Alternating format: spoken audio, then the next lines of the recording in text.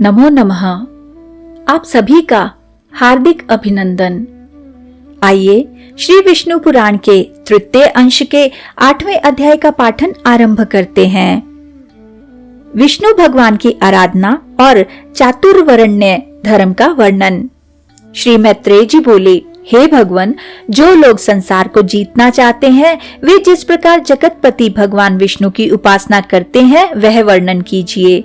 और हे महामुने, उन गोविंद की आराधना करने पर आराधन परायण पुरुषों को जो फल मिलता है वह भी मैं सुनना चाहता हूँ। श्री पराशर जी बोले, हे मैत्रेय, तुम जो कुछ पूछते हो यही बात महात्मा सगर ने और से पूछी थी। उसके उत्तर में उन्होंने जो कुछ कहा वह मैं तुमको सुनाता हूँ, श्रवण करो।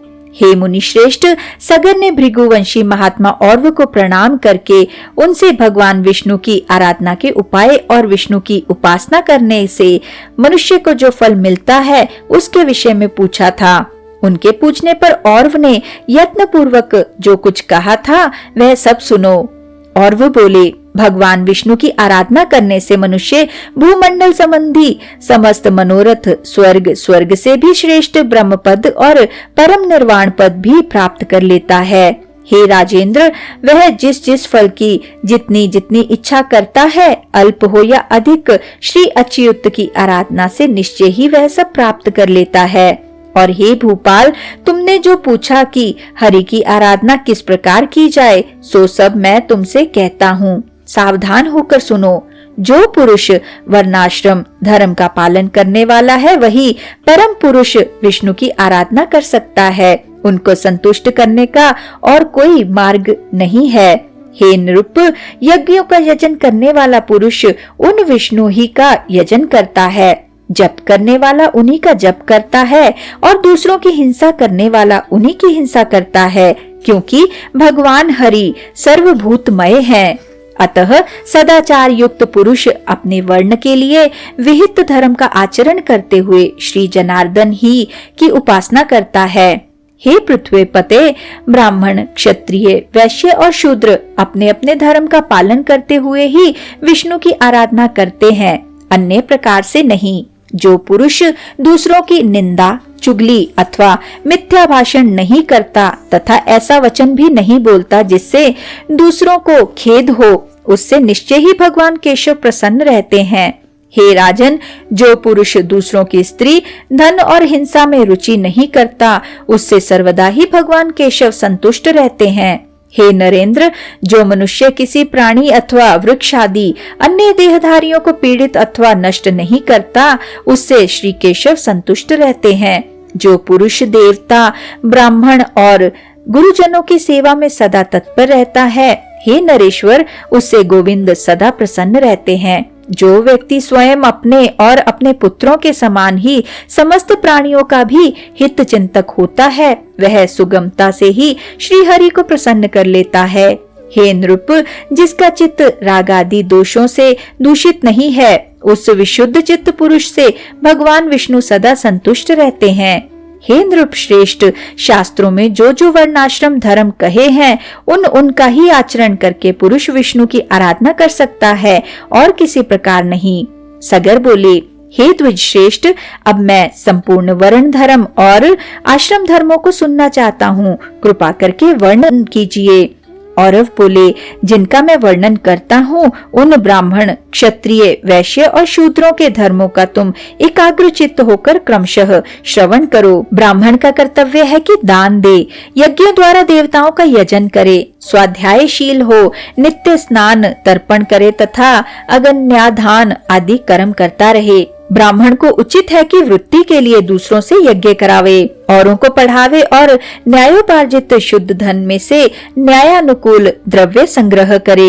ब्राह्मण को कभी किसी का अहित नहीं करना चाहिए और सर्वदा समस्त प्राणियों के हित में तत्पर रहना चाहिए। संपूर्ण प्राणियों में मैत्री रखना ही ब्राह्मण का परम धन है।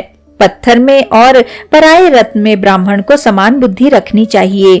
हे राजन, पत्नी के विषय में ऋतुगामी होना ही ब्राह्मण के लिए प्रशंसनीय कर्म है।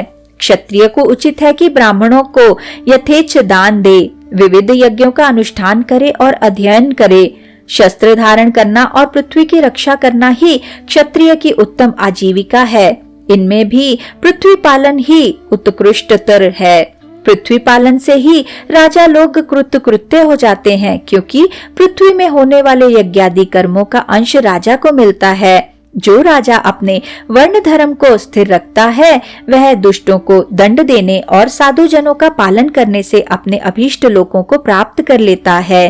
हे नरनाथ, लोक पितामह ब्रह्मा जी ने वैश्यों को पशुपालन, वाणिज्य और कृषि ये जीविका रूप से दिए हैं। अध्ययन, यज्ञ, दान और नित्य नैमित्तिकादि कर्मों का अनुष्ठान ये कर्म उसके लिए भी विहित हैं। शूद्र का कर्तव्य यही है कि द्विजातियों की प्रयोजन सिद्धि के लिए कर्म करे और उसी से अपना पालन पोषण करे, अथवा आपातकाल में जब उक्त उपाय से जीविका निर्वाह न हो सके तो वस्तुओं के लेने बेचने अथवा कारीगरी के कामों से निर्वाह करे। अति नम्रता, शौच, निष्कपट, स्वामी सेवा, मंत्रहीन यज्ञ, असत्य, सत्संग तथा ब्राह्मण की रक्षा करना ये शूद्र के प्रधान कर्म हैं।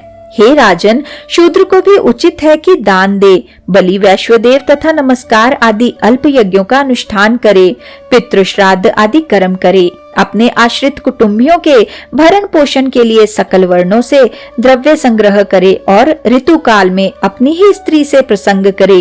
हे नरेश्वर, इनके अतिरिक्त समस्त प्राणियों पर दया, सहनशीलता, अमानिता, सत्य, शौच आदि परिश्रम न करना, मंगलाचरण, प्रियवादिता, मैत्री, निष्कामता, अकृपणता और किसी के दोष न देखना ये समस्त वर्णों के सामान्य गुण हैं।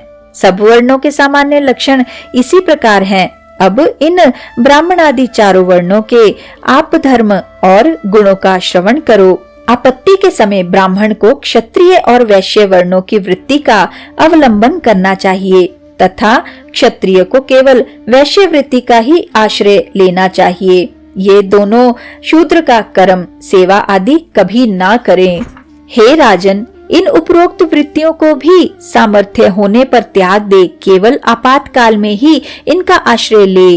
कर्म संकर्ता कर्मों का मेल न करे। हे राजन, इस प्रकार वर्ण धर्मों का वर्णन तो मैंने तुमसे कर दिया, अब आश्रम धर्मों का निरूपण और करता हूँ, सावधान होकर सुनो।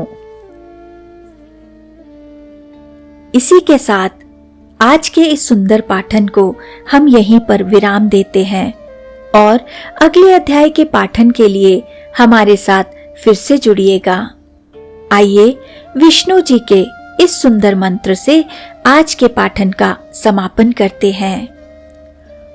ओम नमो भगवते वासुदेवाय। ओम नमो भगवते वासुदेवाय।